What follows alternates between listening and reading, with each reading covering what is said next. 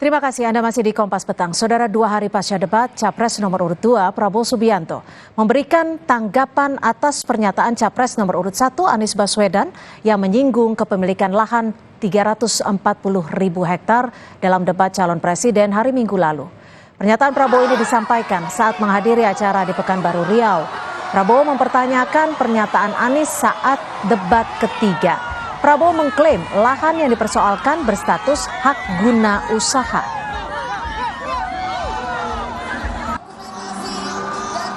Saudara-saudara, ada pula ya saudara-saudara, ada pula yang nyinggung-nyinggung punya tanah berapa, punya tanah ini gitu.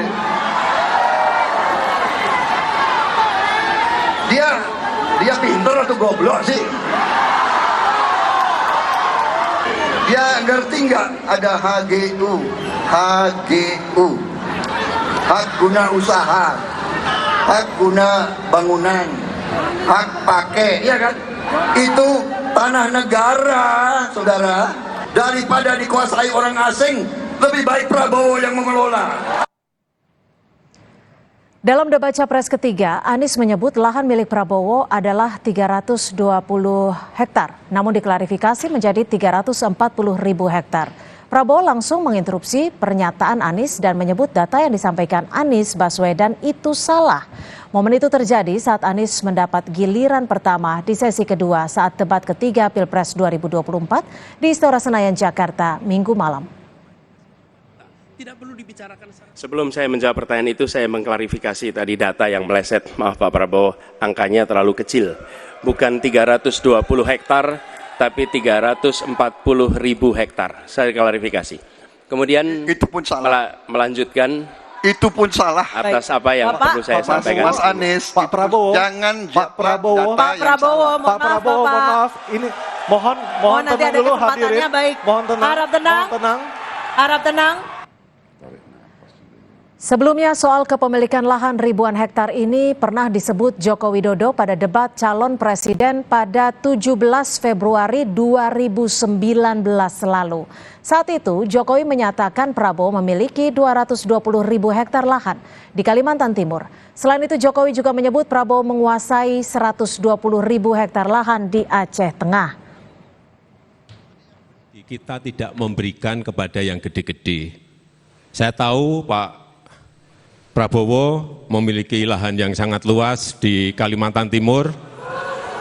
Mohon maaf.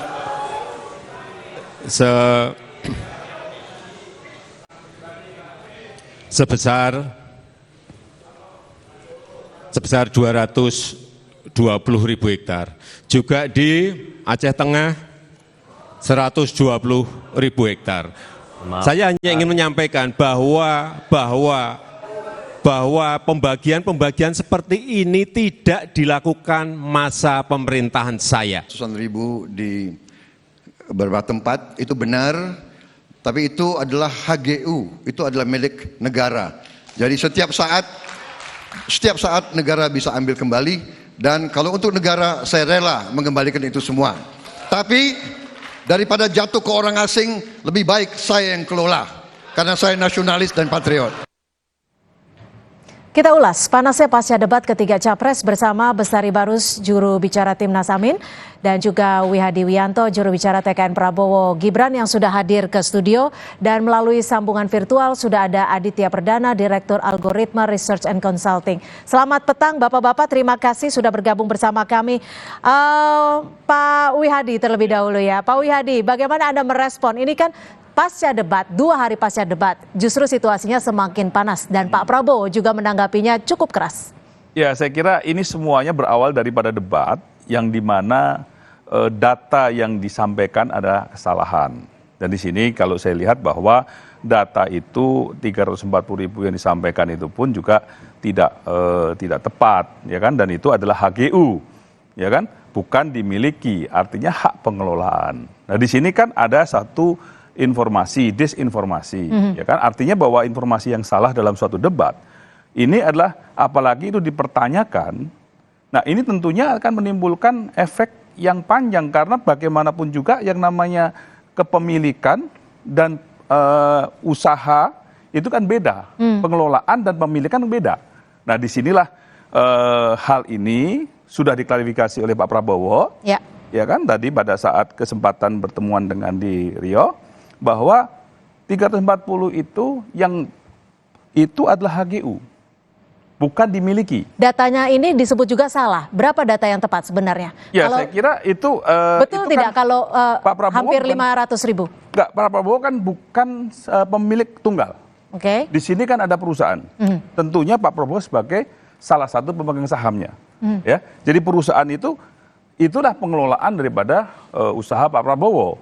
Jadi kan pengelolaan saham dan segala macam, kemudian berapa lahan segala macam itu ada di perusahaan, bukan di pribadi. Itu jelas gitu kan. Jadi saya kira apa yang disampaikan itu adalah informasi yang salah, langsung ditujukan bahwa seakan-akan Pak Prabowo memiliki lahan itu, dan dikaitkanlah pula dengan adanya prajurit yang belum Memiliki mendapatkan rumah. Ya. gitu kan. Tapi kalau kita lihat ternyata data yang prajurit yang memiliki rumah pun tidak sama dengan apa yang disampaikan. Jadi saya kira kita membuat data ini kenapa ini menjadi panjang dan perlu diklarifikasi, karena memang ada data-data yang ini sudah mengarah kepada permasalahan salah data yang disampaikan dalam debat. Salah data yang disampaikan. Lalu bagaimana Pak Besari? Timnas Amin merespon pernyataan Prabowo hari ini di Pekanbaru. Ya, saya kira begini, kita dudukkan dulu. HGU kah itu, HGB kah itu kan penguasaan terhadap Persil.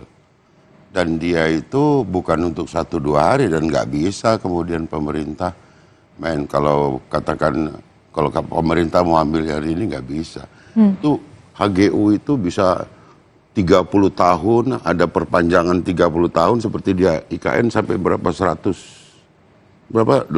atau 90 tahun begitu. Ya itu kan penguasaan yang cukup lama. Diharapkan tentu lahan-lahan ini harusnya menjadi produktif. Ya kan? Nah, di samping itu kan yang disampaikan Pak Anies juga, di sisi lain terhadap adanya penguasaan lahan yang sebegitu besar, apalah bentuknya, hak milik kah, HGU kah, atau HGB kah, semua dua ada jangka waktu yang sangat panjang. Tapi kan disebut Tapi di sisi daripada dikuasai oleh pihak asing. Bentar dulu.